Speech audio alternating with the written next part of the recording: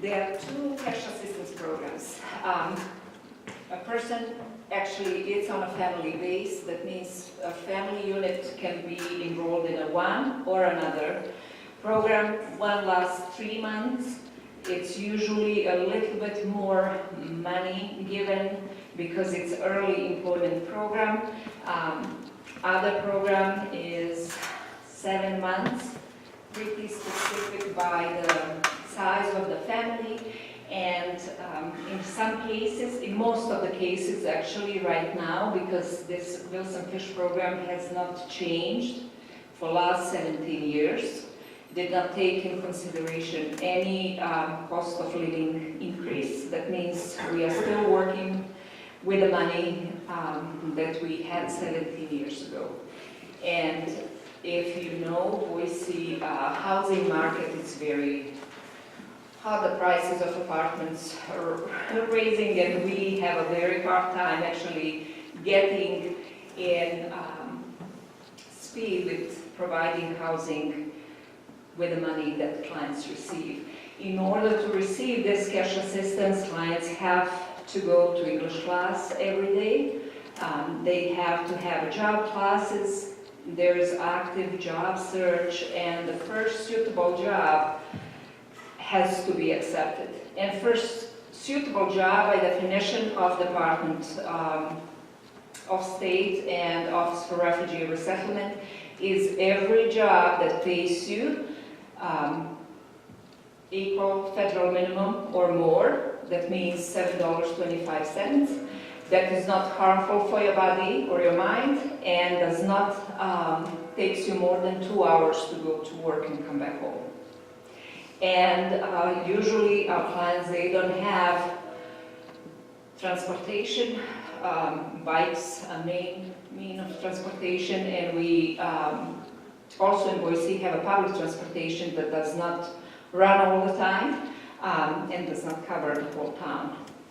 We work very hard with Valley Ride Transit to actually find minivans to take people to jobs at the places where bus does not run.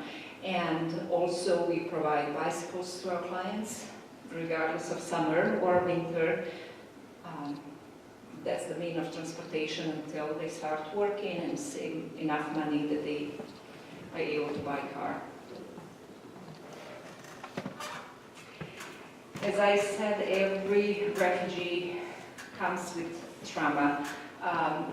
It's just moving from the place where you born and lived and never, I never thought that I will end up in Boise, Idaho. I never want to leave Sarajevo, but I have to. And it's just trying to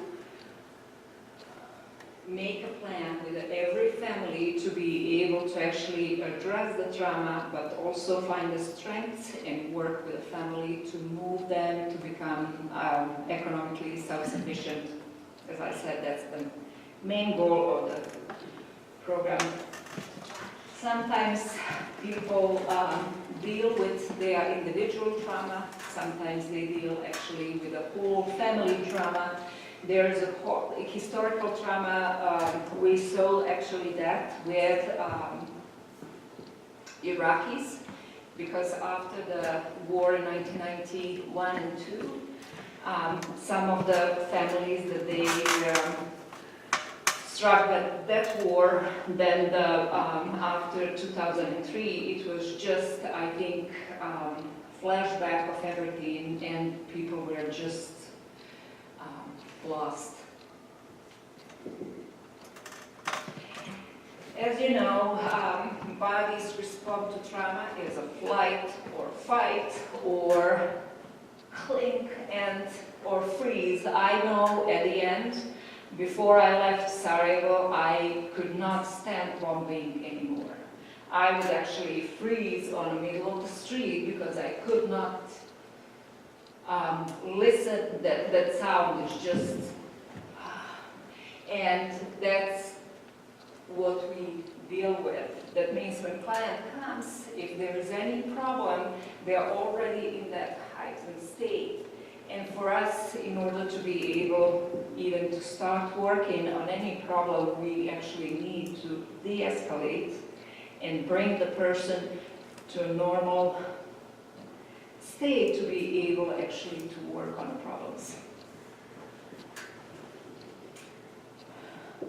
All our services try actually to provide trauma-informed services.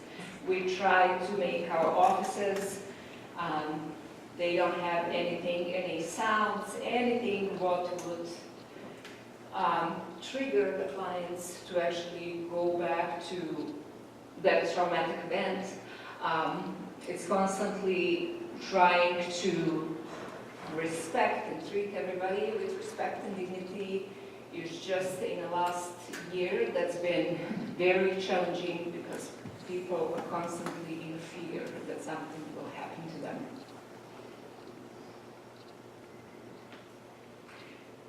Another big moment of working with refugees is actually working with interpreters. And in a perfect world, we would have interpreters that they are trained, they are not traumatized by themselves and everything, but that does not work sometimes, especially in mental health settings. Actually, interpreters also have like another trauma added to their trauma because they had the same experience. Problems with interpreters is you never know what information and what message was given to a client and how much the client understood. We try to work with interpreters. We recognize that sometimes they are actually cultural brokers.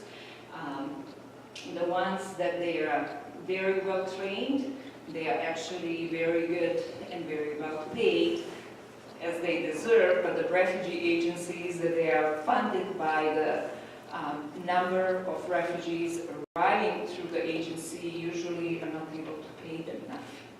And we struggle constantly with interpreters. We never try to use kids as interpreters. That's a big no-no, because especially in the cases where we take families to address the school issues and things, using kids as interpreters, it's actually not sure what, as a parent, you get and what kind of message you get. Yeah, these are challenges and contributions. Language barriers, as you can hear by my accent still. There are very different cultural norms. Sometimes our clients, it takes a month working with them to actually recognize that they need to have a good eye contact, that they need to shake the hand. Those are norms of this society that they have to accept in order to go and look for a work or go through the interview process. But also there are great contributions. Most of refugees and immigrants, they start small businesses, they actually help the economy, they bring diversity and just bring the world in a small community and enrich it more. This is my final thought. Refugees who make this far are incredible, strong people. That means they don't need pity. They just want friendship, they want understanding, compassion, and they want to become a part of community.